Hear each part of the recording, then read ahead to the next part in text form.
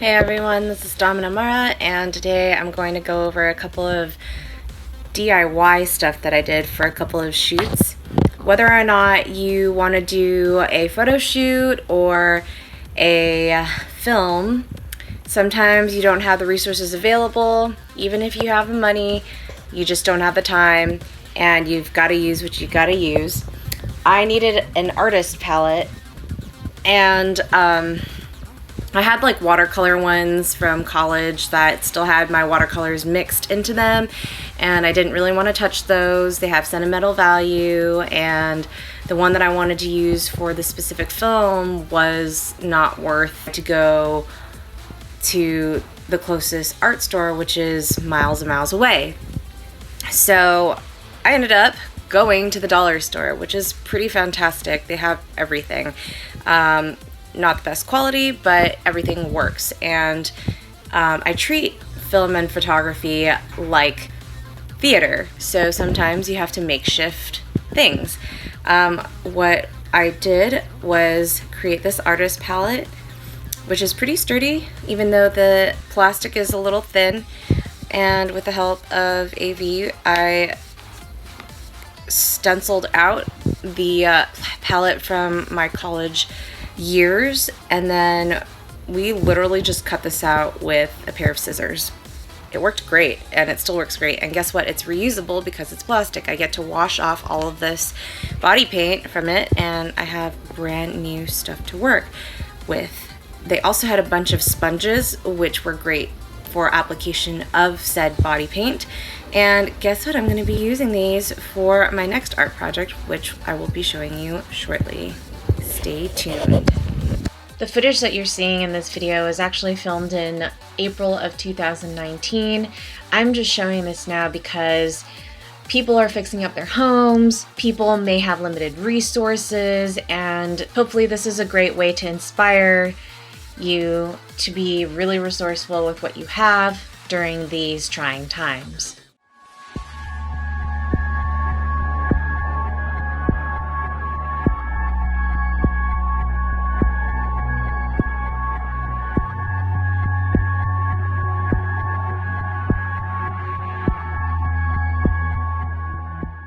For things like props, I don't feel like I need to spend a lot of money unless I'll be using them later. However, if I create something that is makeshift but usable in later times, you can bet I will be using them. And this artist palette actually makes it to my home renovation, which I am doing now. This next DIY was actually a marriage of two things happening.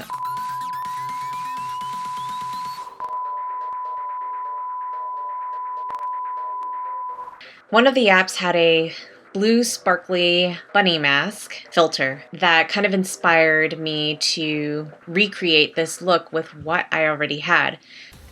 I have a box here which is going to help with catching this fantastic color and quantity of glitter. That was not bought at the dollar store. That was bought on Amazon. So I have another concept in mind that I wanted to do for a photo shoot, and I got this really cheap bunny mask, but of course through mail it broke and chipped at the side because it's cheap and it's flimsy. So what I'm going to do to make it still usable, because I like the shape a lot and I don't really have time to like find something that will match it, is I'm going to actually cut along this rabbit ear, and we are going to get new bunny ears. This is a similar plastic to that tub that we made the artist palette out of. And I ended up using a nail file to actually file down the sides because it can get jagged and a little sharp. And so I wanted to make sure that I wasn't going to cut myself with it. And it worked. And voila! But of course we want to make the bunny ears a little bit even, so I don't know, it kind of looks pretty good by itself actually. So it has this little tab to hang itself. We're just gonna tear that off because it's perforated. Don't need that. It came with an elastic band, and it fits my head pretty well.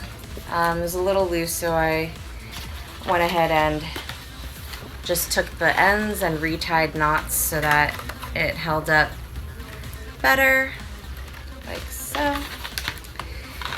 And now I'm gonna take my handy dandy Mod Podge. It is clear.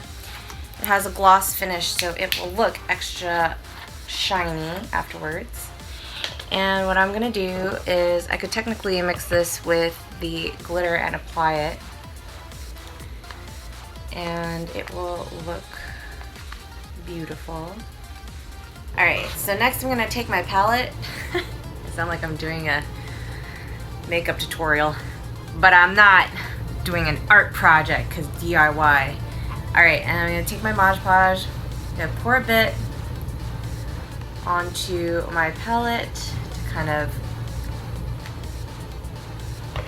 just in the middle you can see the shadow. I'm gonna take the glitter and you're gonna do this over your thing. I'm gonna pour some glitter on there, as you guys can kind of see. Oh, some of it's coming off already.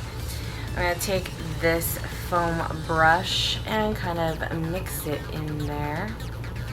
And remember, this is gonna dry clear, so we're gonna be okay. And test it on a small patch because we don't know how it's gonna look. So let's just try this tiny corner over here. And it's glue, so it'll come off if I rub it or rinse it off. And so right now I can already tell that right there is not enough glitter. So we're gonna add more glitter to this concoction.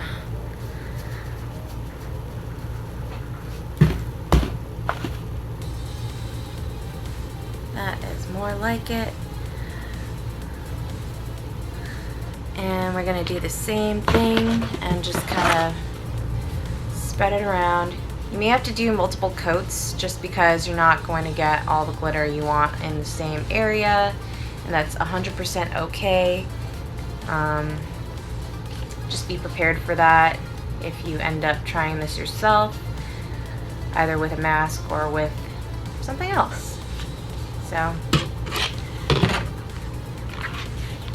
I'm gonna just keep doing this and show you the final result when it's ready, which will probably be on another day because it's evening right now. And I'm gonna pack for my DC trip, and I'll see you guys when this is complete and dry. And decided to make mine as sparkly and a real mask that nobody else has. I ended up using it in a photo shoot that I collaborated with another photographer in DC during my tour there in 2019. This is the outcome after I edited all the photos. And as always, like that video, share it so that others can be inspired by my creativity, hit that subscribe button, click that notification bell so that you know when new videos are coming out.